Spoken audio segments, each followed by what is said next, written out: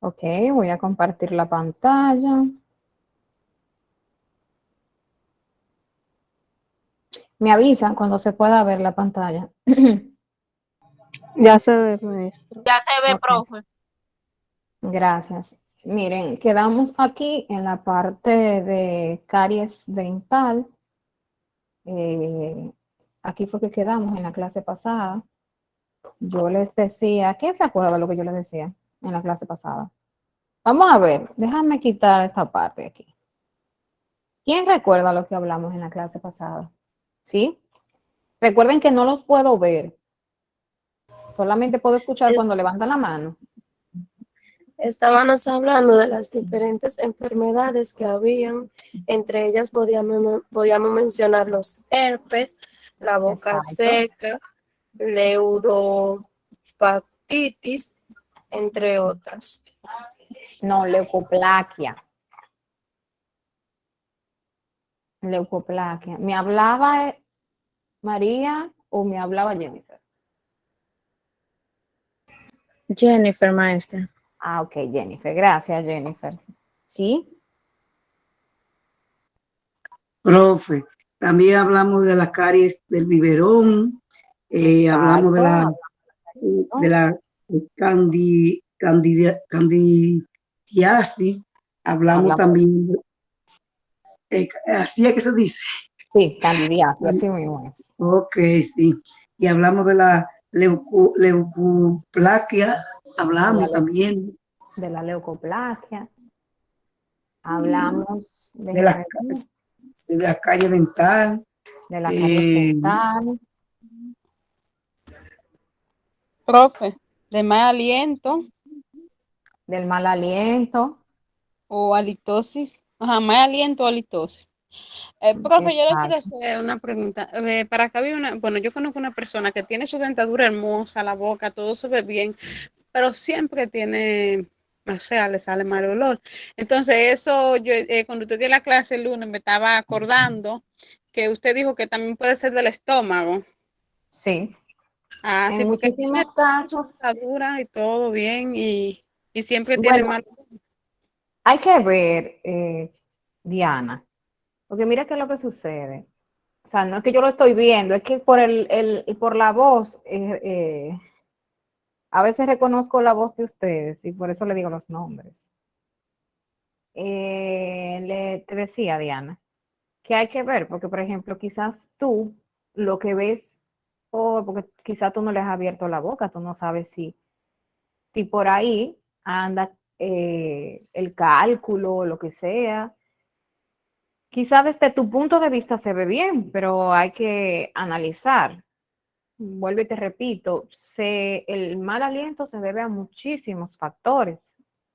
Entre ellos estaba el origen dentario, o sea, cuando hay caries abiertas, cuando hay supuraciones. Cuando digo supuraciones me refiero a pus en la boca. Aunque se escuche fuerte, sí, hay gente que tiene pus en la boca y lo sabe y no va al dentista y se lo come, porque imagínense un proceso infeccioso, o sea, eso es pus en la boca y masticando y comiendo, lógicamente se lo come. Eh, no sé si recuerdan cuando hablábamos de las diferentes bacterias, eso fue en el módulo pasado, en la primera unidad hablábamos de los diferentes tipos de enfermedades que eran causadas por virus, hongos, bacterias. Miren, señores, hay bacterias que están en la boca que son causantes quizás de, por ejemplo, de procesos periodontales, que esa enfermedad la vamos a ver en el día de hoy. Y esas bacterias que causan enfermedad de las encías, que también son causantes de mal aliento, esas bacterias pueden dañar el corazón. Ustedes no ven que hay personas que sufren del corazón. Muchas veces el problema no vino porque se enfermó del corazón, sino el problema principal vino porque tiene una situación bucal que no se ha resuelto y le está dañando el corazón. Yo no sé si yo lo había mencionado o quizás se me pasó, o yo lo dije al principio de mi edad, pero creo que lo mencioné, que hay bacterias que dañan, que están en la boca, que dañan el corazón y que dañan el estómago. Y en muchísimos otros órganos también. Yo espero que no, pero no sé si alguno conoce a alguien o ha tenido la experiencia de que le ha tocado conocer o ver un familiar, Dios lo libre, pero que haya que hacerle un trasplante de órgano. ¿Alguien ha tenido esa experiencia? No. Yo Sí. no, pues. No. No, Entonces, cuando se hacen ese tipo de cirugías, dígase a corazón abierto, al menos que sea una cirugía de emergencia, que no dé tiempo, que no esté planificada. Por lo regular, cuando es planificada, paso por paso, eh, esa cirugía, el paciente lo primero que le dicen es, mire, váyase al dentista y trabájese todo lo que tiene que hacerse, todas las caries, trabájese todo. Y después que usted se termine todo, entonces usted vuelve aquí y nuevamente se le reevalúa para pasarlo por el proceso de trasplante. Todo eso es producto de que hay bacterias en la boca que pueden dañar ese proceso quirúrgico. O sea, un proceso de esa índole, cuando estamos hablando de que es para un trasplante, es un proceso que es de aceptación y de asimilación del cuerpo. O sea, una persona que va a recibir un trasplante debe estar en cierto punto, o entre comillas, en óptimo estado de las demás partes. Por ejemplo, no puede tener una enfermedad bacteriana en el cuerpo si se va a hacer un trasplante de algún órgano. Tiene que estar en óptimas condiciones.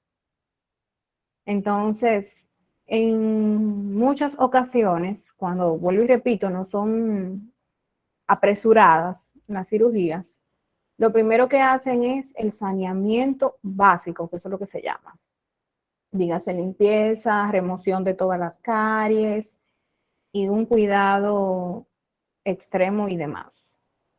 Bueno, van a tener por experiencia cuando ya sean asistentes dentales o le toque trabajar con, ya sea a nivel público o privado, por ejemplo, personas que sufren del corazón, no que sufren de la presión, no, sino que se han hecho cirugías en algún que otro momento o tienen insuficiencia de la válvula mitral, así se llama. Por lo regular, antes de ir a la consulta odontológica, oiga bien, sea para una limpieza, que es uno de los procedimientos más sencillos, hasta una extracción o una cirugía en boca, debe primero pasar por un protocolo de antibióticos. O sea, tiene que tomar una cierta cantidad de antibióticos antes de ir a consulta. Una hora antes de ir al dentista, esa persona que fue operada del corazón tiene que tomar antibióticos antes de. No sé si lo sabían o si habían tenido la experiencia en algún momento. Pero es producto de que las bacterias que están en la boca, buenas o malas, dañan el corazón, dañan el estómago, dañan otros órganos. Entonces, de ahí se desprende, yo sé que me fui quizá un poquito más profundo, el proceso del mal aliento. Muchas veces no es de origen dentario, muchas veces de origen, yo le decía, tanto nasal, o sea, dígase que sufra de sinusitis, o puede ser del estómago. En caso de que esté en óptimas condiciones a nivel bucal, vuelvo y repito, en óptimas condiciones a nivel bucal, o sea, que no tenga nada, absolutamente nada. Pero hay otro tema importante también y es la lengua.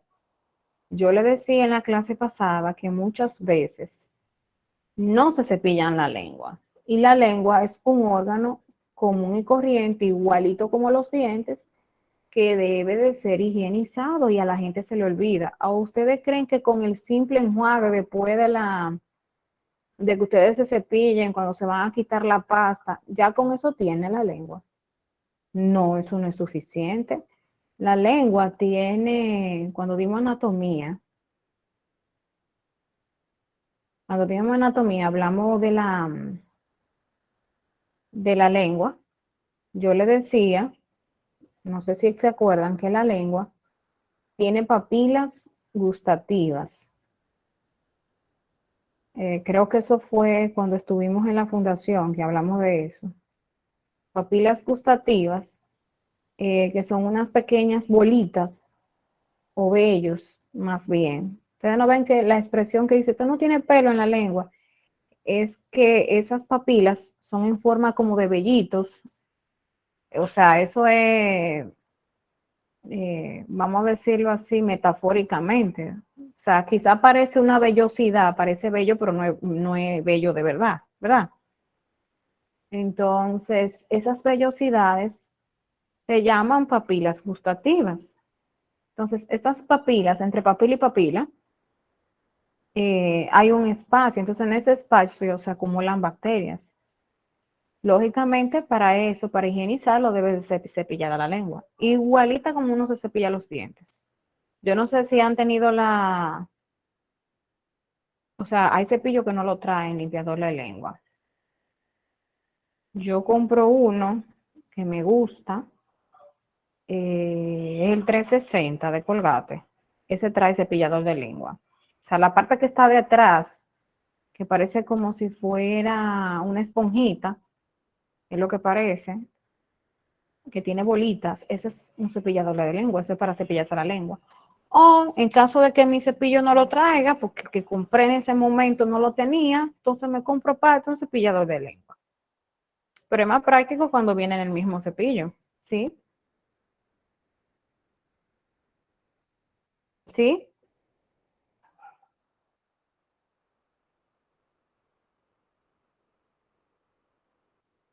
¿Alguien levantó la mano?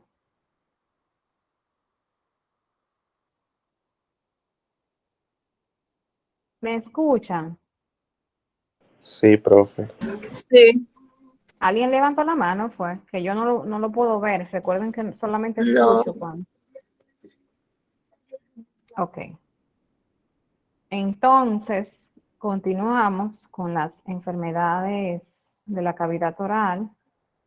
No sé si quedó contestada tu pregunta, Diana. Sí, profe. Gracias. Ok. Miren, dentro de las enfermedades que vimos en la clase pasada está el herpes labial, el afta bucal, la candidiasis, la leucoplaquia, la boca seca, el mal aliento,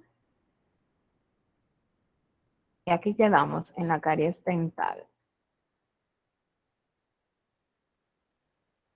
Otras de las enfermedades que son muy frecuentes y que uno por lo regular no toma en cuenta porque no sabe que es una enfermedad es el rechinar de dientes o el bruxismo.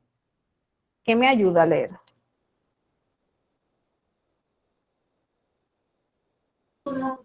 ¿Sí? Yo, rechinar de dientes. Es más probable que rechinar de diente, bruxismo, ocurra cuando duermes, aunque puede suceder en cualquier momento del día si estás estresado. Tienes un empaste o corona nuevo más alto que el resto de los dientes o tu mordida es anormal. Miren, el rechinar de dientes o bruxismo es un desgaste que uno se produce, eh, ya puede ser en las etapas avanzadas del sueño, o como bien dice ahí, puede ser porque estés estresada, puede ser por un empaste o corona que esté un poquito más alto que que el otro lado de, O sea, se refiere, por ejemplo, a si hay un empaste de este lado, que esté más alto que este lado, por ejemplo, que quedara así. Entonces empieza de este lado el bruxismo, ese roce constante. Es como que, para que ustedes me entiendan, yo le voy a buscar un video ahora, pero el rechinar de dientes es como si estuvieras constantemente masticando. No sé si en algún momento ustedes han amanecido con dolor en la mandíbula, como en la parte, en esta parte de aquí de la mandíbula. No sé si en algún momento ha tenido la experiencia, pero es producto de que pasamos constantemente, o sea, la noche completa, rozando en los dientes, como si estuviéramos masticando algo. ¿Ustedes ven cómo mastican? ¿Han visto masticando una vaca? Sí, O a profe. un caballo. Ok, entonces, algo así parecido.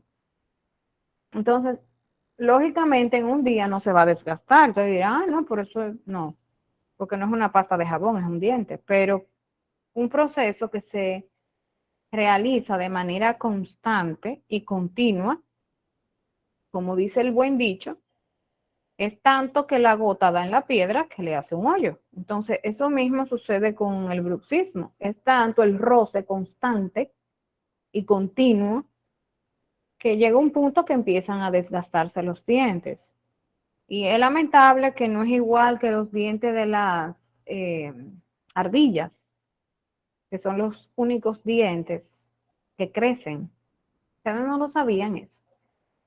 Ustedes no han visto las ardillas que tienen como si fuera una especie de un solo diente adelante. Y a ella le gusta morder las nueces. Pero esos dientes nunca se desgastan porque si se le desgastara, ellas no pudieran comer.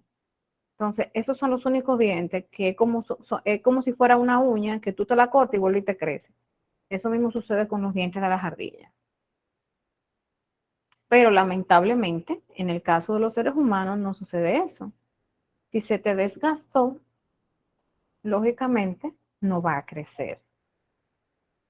Entonces, yo le voy a buscar un video más adelante para que ustedes vean cómo se produce el bruxismo. ¿Me ayuda aquí? ¿Sí?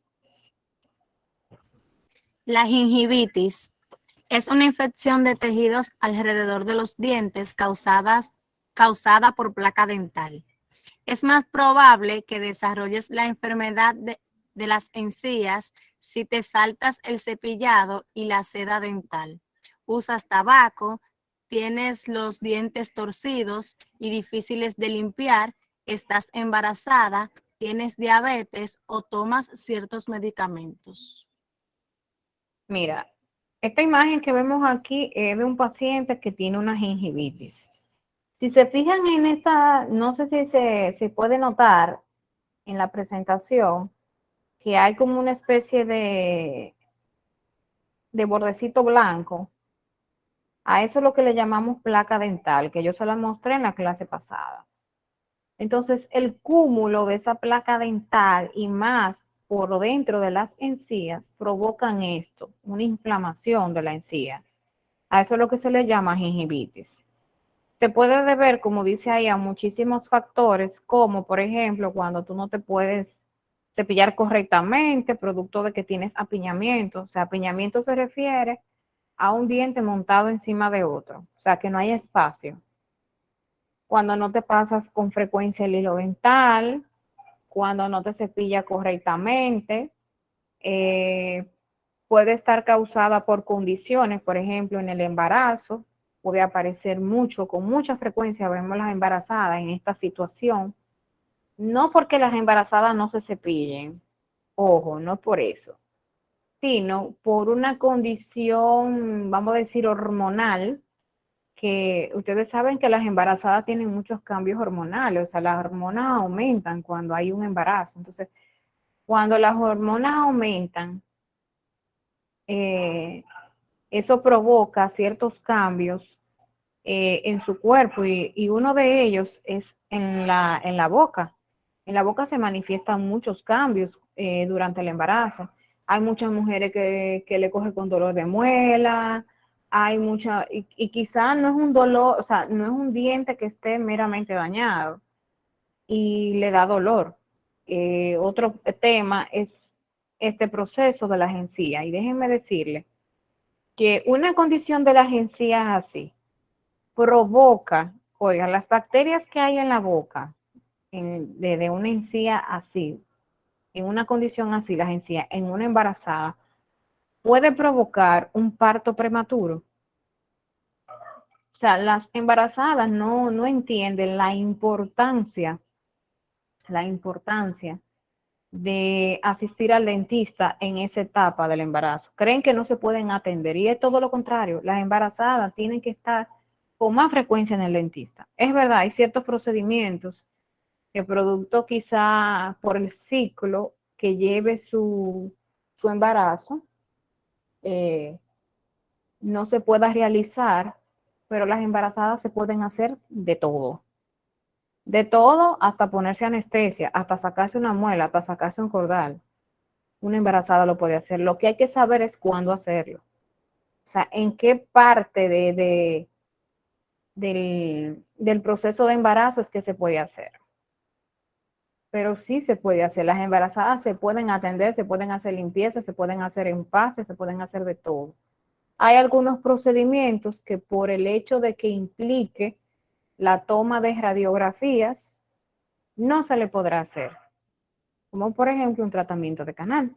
Pero una embarazada se puede trabajar perfectamente. Entonces, las que más lo necesitan y en el momento que más lo necesitan y son las que menos reciben atención.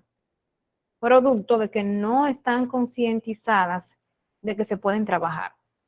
Entonces, una condición como la vemos aquí de gingivitis en las encías provoca en las embarazadas de pérdida del bebé hasta un parto prematuro. Por lo regular hay una alta incidencia en que los partos prematuros se deben a una condición bucal precaria en las embarazadas. También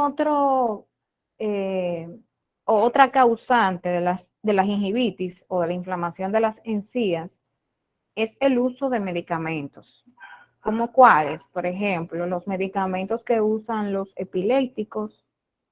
Los epilépticos son las personas que, como dice, o sea, como se dice típicamente en el campo, la gente que le da la gota, no sé, ese tipo de paciente epiléptico, toma un tipo de medicamentos que se llaman anticonvulsivantes, que tienden a inflamar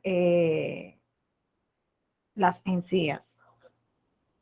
Por ejemplo, los pacientes especiales tienden a tener condiciones así de las encías. Los pacientes, por ejemplo, con condiciones especiales, como por ejemplo síndrome de Down, niños que tienen autismo, ese tipo de condiciones también.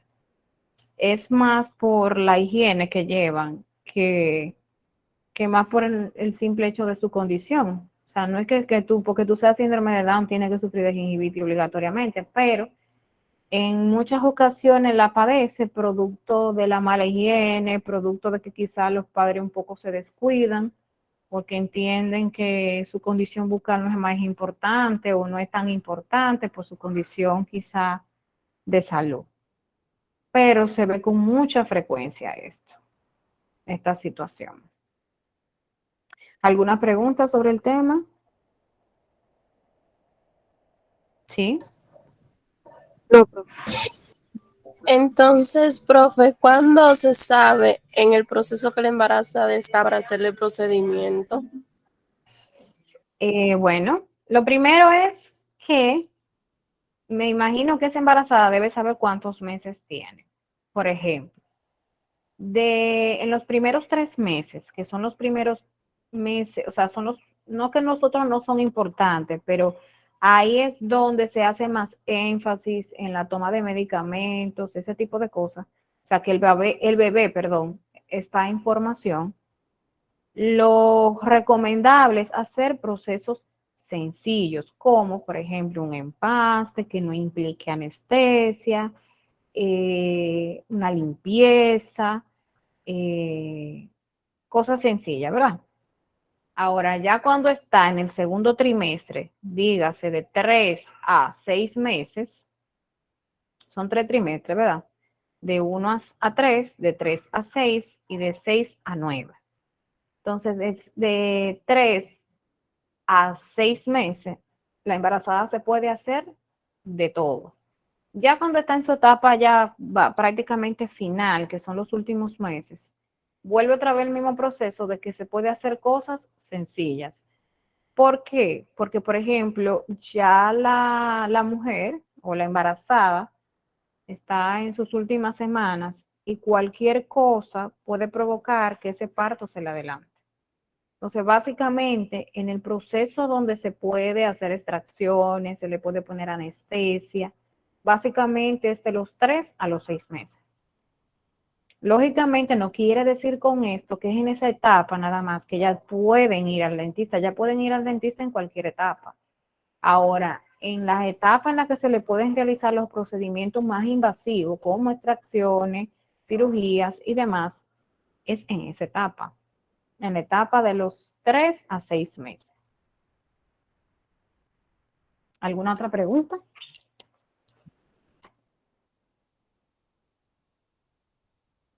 ¿Dudas sobre el tema? No sé, no se escucha. No sé si es mi internet o los demás la escuchan. Es el de ella, al parecer, el micrófono, maestra. Ok, Se escucha ahora. repíteme nuevamente. Que si eso de la gingivitis provoca sangrado, porque mi hermana sufre de eso y ella le provocaba un poco de sangrado.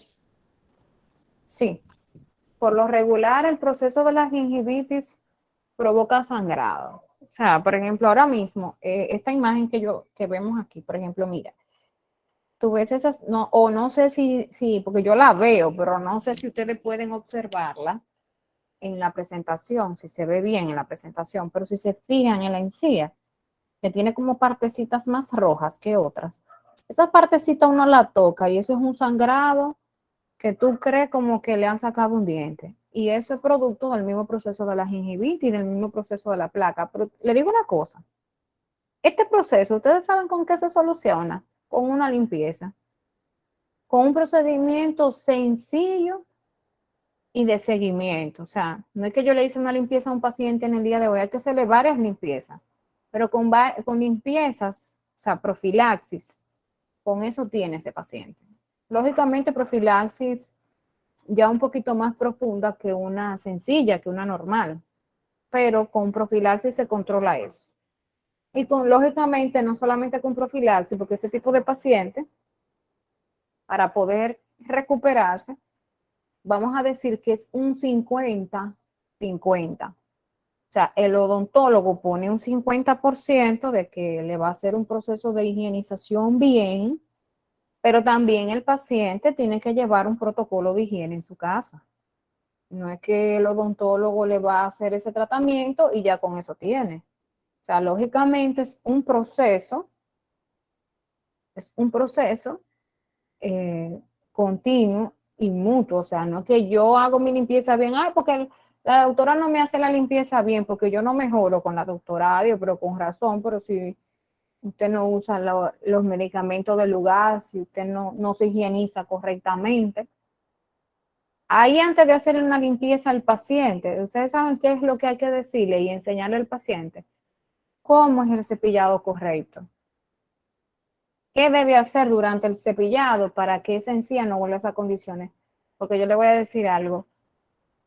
Un odontólogo se va a pasar la vida y no va a ver la mejoría de ese paciente, si ese paciente no pone de su parte. Y miren que con una limpieza mejora bastante, con una sola, pero hay que hacerle por lo menos 4 por cada cuadrante, dividir en cuadrantes, aunque tú se la hagas generalizada, luego dividirla por cuadrante, irla haciendo por cuadrante un poquito más profundo y ese paciente mejora bastante. Denme un segundito.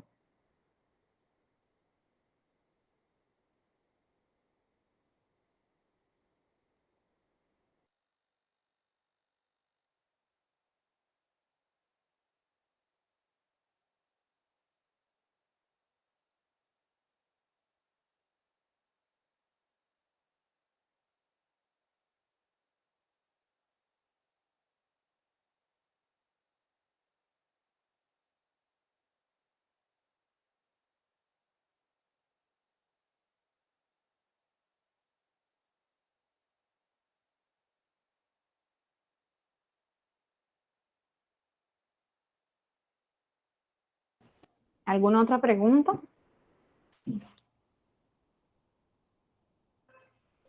Sí, yo, profe. Dígame, Stephanie.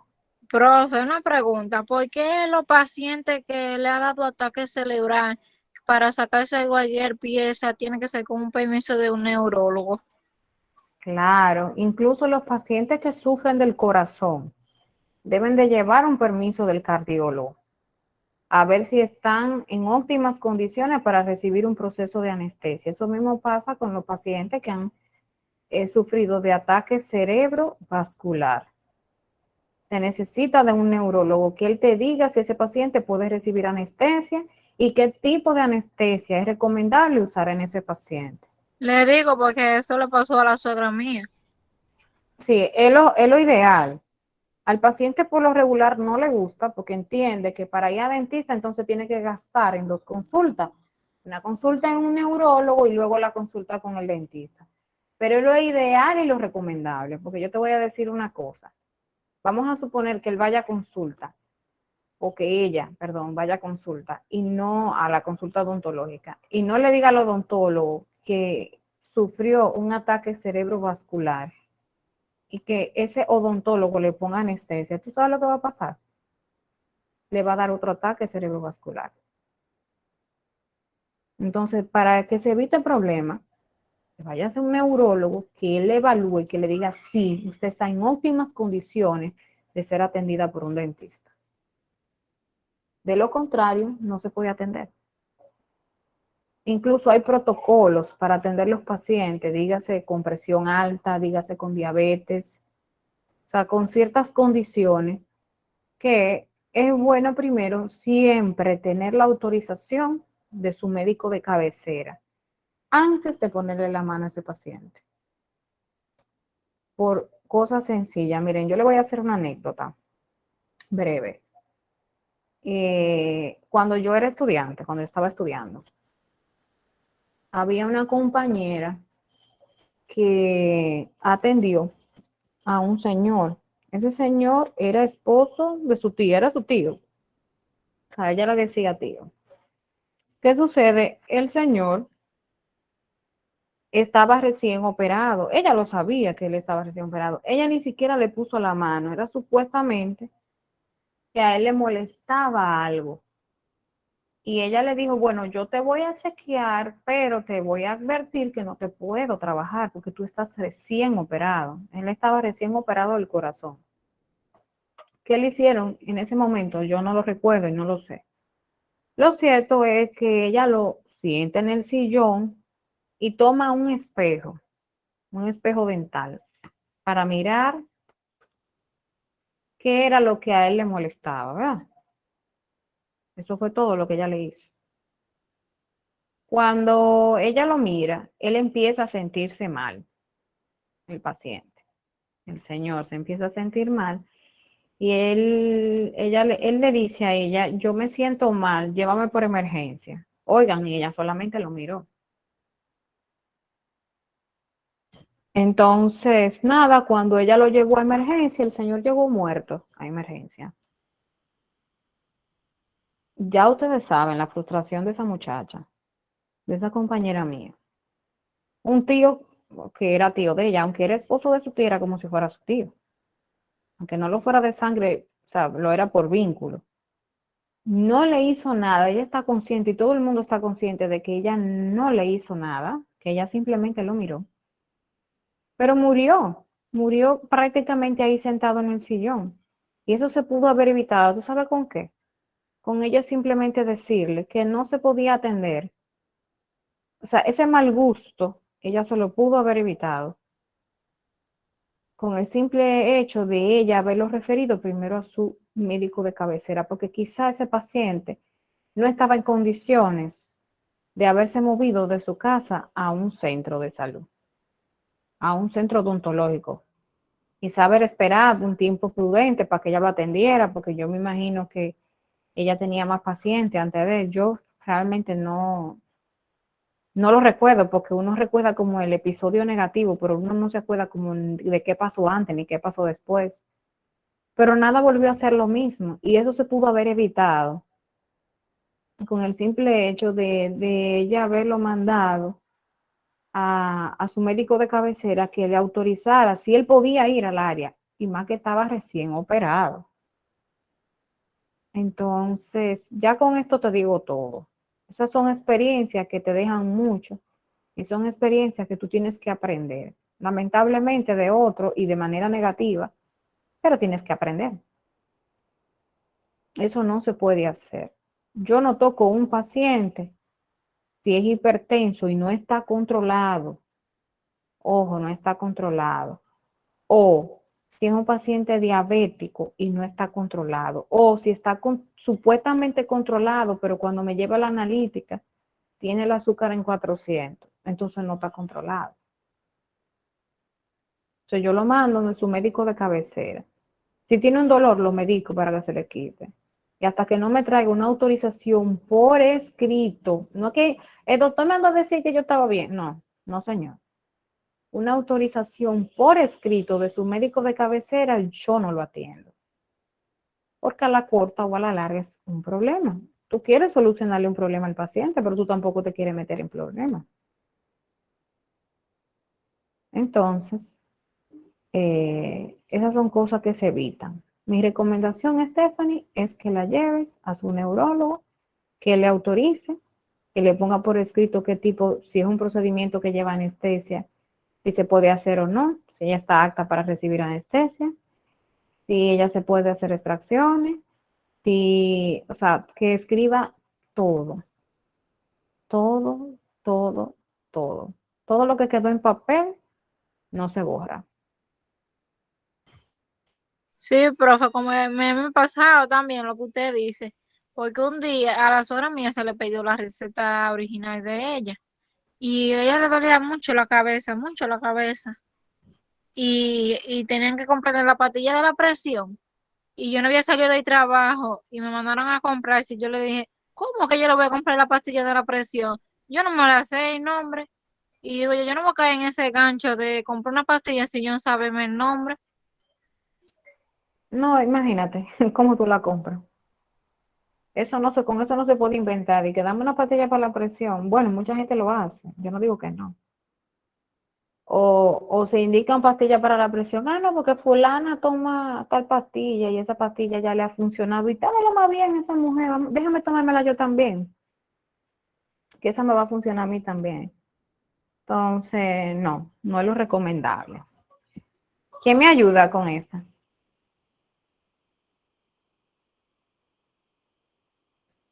Sí. La periodontitis es la forma avanzada de la enfermedad de las encías, una causa importante de pérdida de dientes en adultos.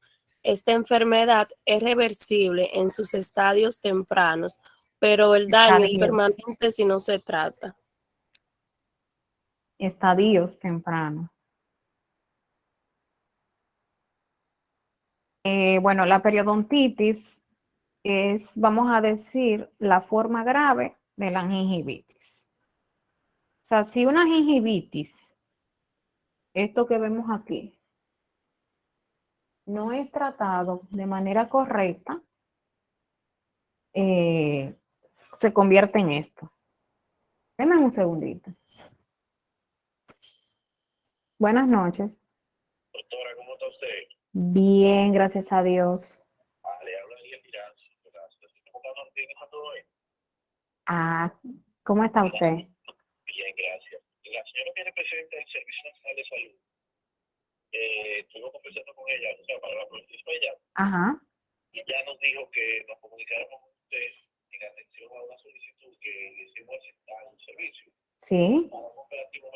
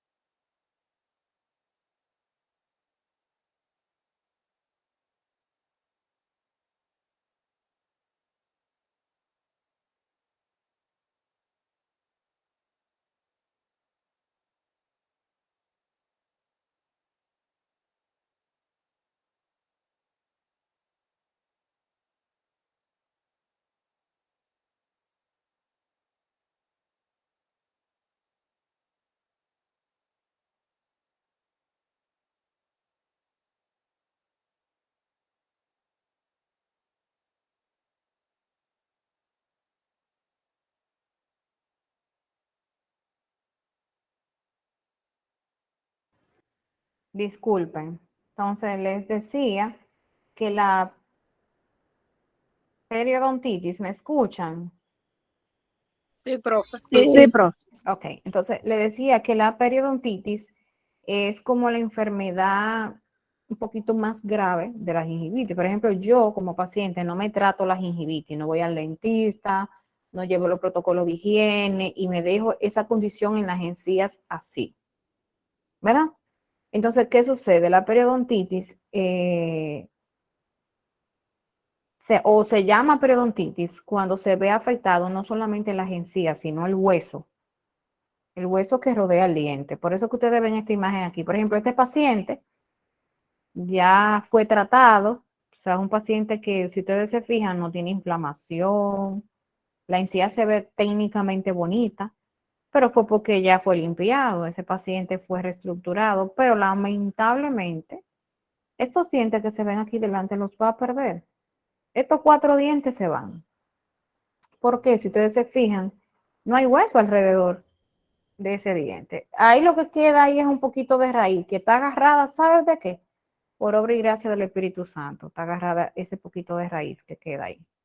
Ese es un diente que fácilmente, hablando, comiendo, puede que se caiga. Esos 4 dientes. Este quizá dure un poquito más, pero estos 3 están prácticamente en el suelo. Entonces, cuando no se trata una gingivitis a temprana edad, entonces termina en lo que es una periodontitis. Ahora, lógicamente, como aquí dice, una periodontitis es reversible. Puede ser, por ejemplo, en esta parte aquí, si ustedes se fijan, perdió hueso ese paciente. Miren, ahí hay un espacio, aquí perdió hueso, aquí también. Lo que quiere decir que ese paciente, aquí estos dientes no lo va a perder, se puede recuperar, pero ya aquí la enfermedad aparentemente iba mucho más avanzada que en la parte de arriba.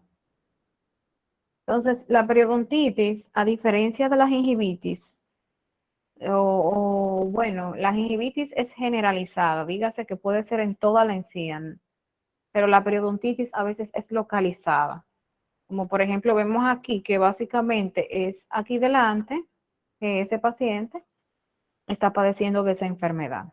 Es posible que para allá detrás no tenga pérdida de hueso, pero aquí sí se ve muy manifiesta y para colmo en los dientes de adelante. Pero lamentablemente estos dientes aquí lo va a perder. Es lamentable, pero es casi seguro.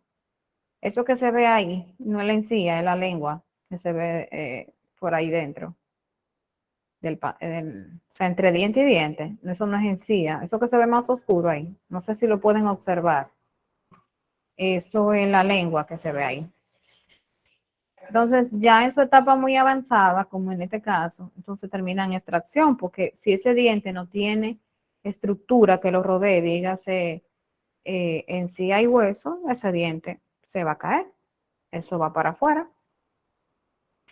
Ahora, cuando no es tratada, tipo así mismo la gingivitis, o sea, yo me veo que tengo sangrado de las encías, me veo la encía inflamada, me veo en condiciones muy precarias. Sin embargo, tampoco presto atención y empiezo a sufrir o a padecer de lo que es la periodontitis. La periodontitis es meramente una enfermedad del hueso que rodea el diente. Esa es la diferencia entre lo que es la gingivitis y lo que es la periodontitis. O sea, la gingivitis es básicamente en las encías. Ustedes ven que la encía se inflama, producto de la placa, pero entonces en el caso de la periodontitis ya no solamente las encías, sino también el hueso. Entonces, vamos a suponer que yo sea una paciente sumamente descuidada y que no me traté lo que es la periodontitis. Ustedes saben lo que va a pasar, ¿verdad? Todos esos dientes van para afuera. O sea, si yo no me trato una periodontitis, yo voy a terminar en plancha. Para que ustedes estén claros. ¿Alguna pregunta sobre esto? ¿Me escuchan? Sí. Sí. A Sí, ver, profe. ¿qué me ayuda aquí?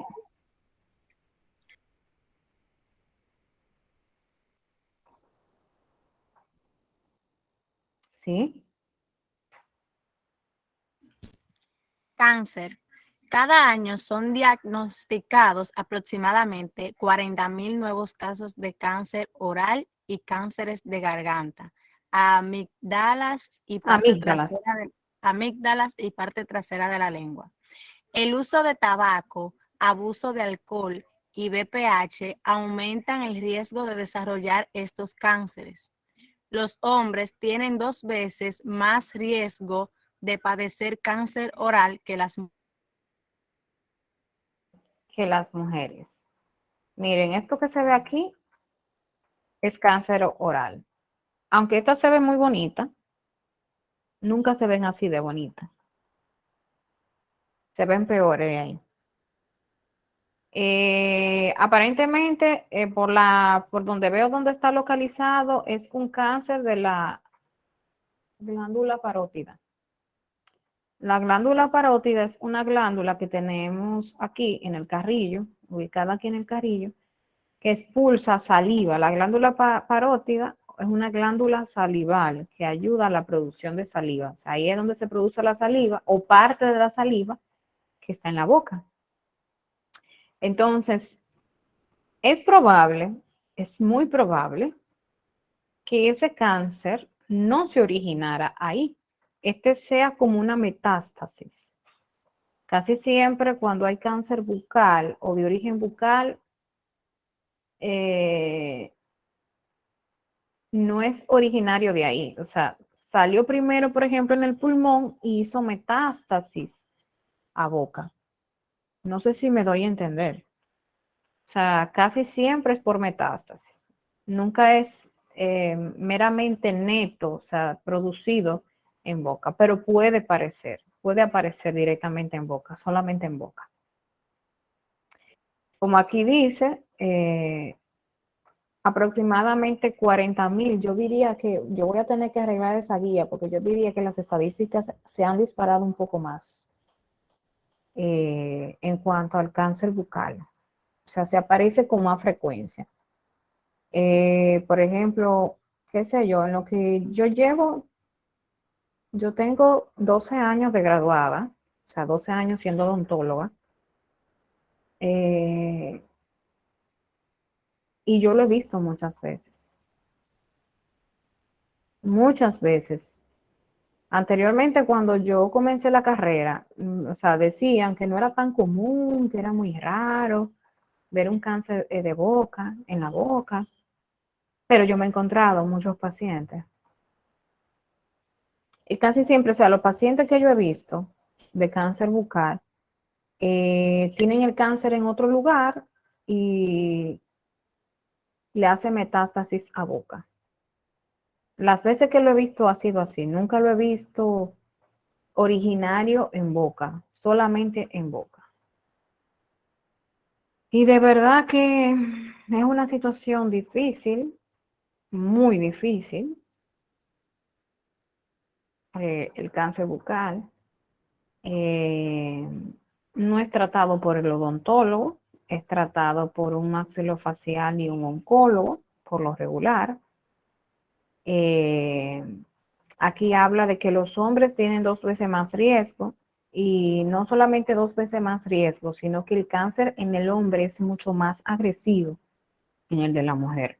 O sea, el promedio de vida de una mujer con cáncer es mayor que el promedio de vida de un hombre. Los hombres son menos propensos a enfermarse, pero el día que suelen enfermarse, las enfermedades son más agresivas. Y no solamente me refiero al cáncer, me refiero a cualquier otro tipo de enfermedad.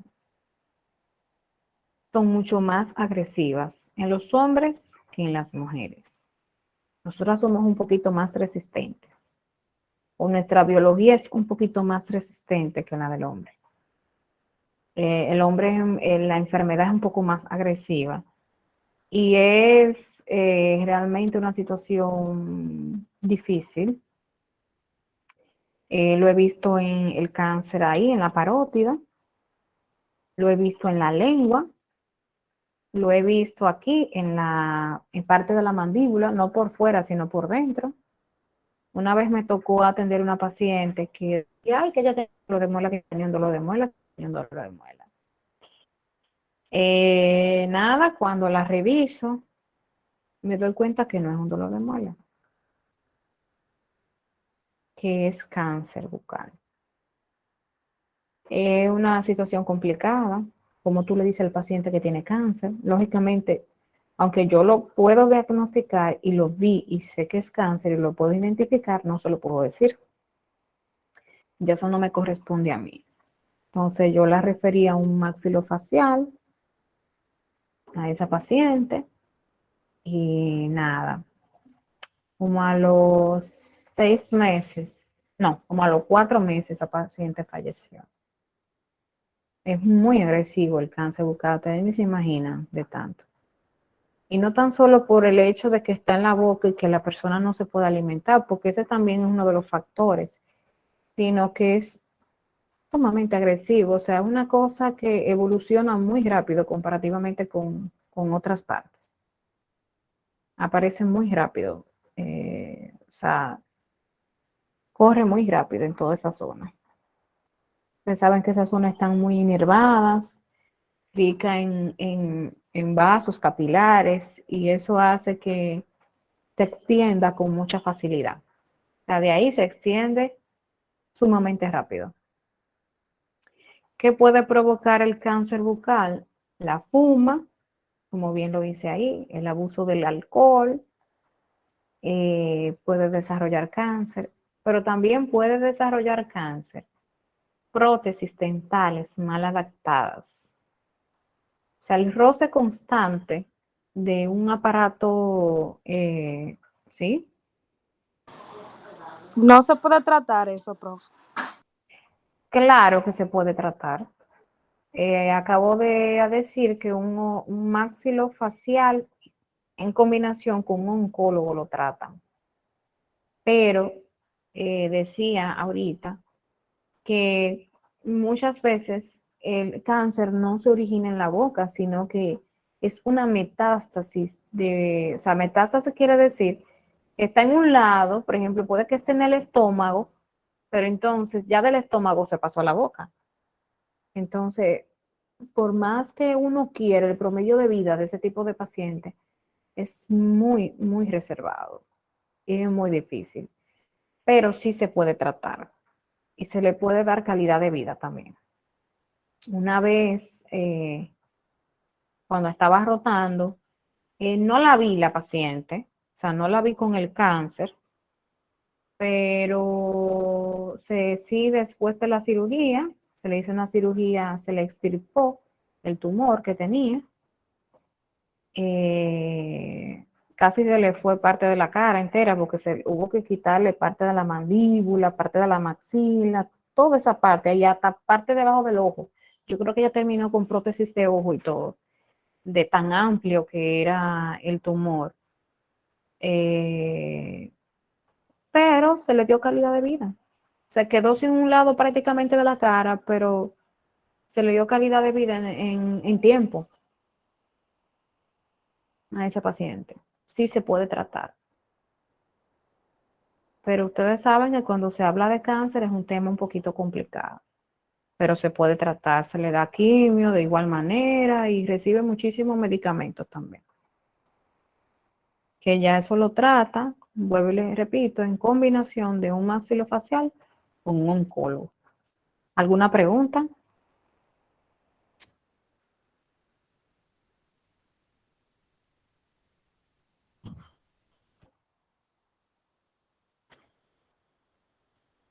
No.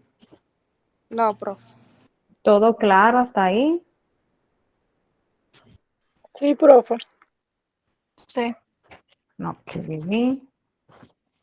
Bueno, chicos, recuerden que el domingo tenemos práctica.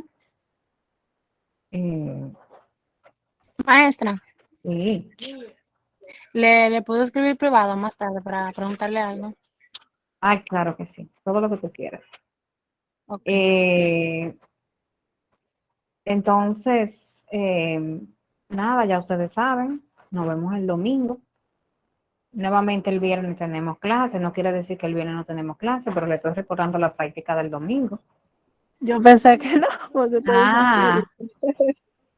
No tenemos clase el viernes. Pero recordarle la práctica del domingo. Ustedes saben que ya nos estamos dirigiendo al hospital. Así que nos vemos el viernes, si Dios lo permite. Pasen feliz noche. Igual, profe. Gracias, igual. Gracias, chicos.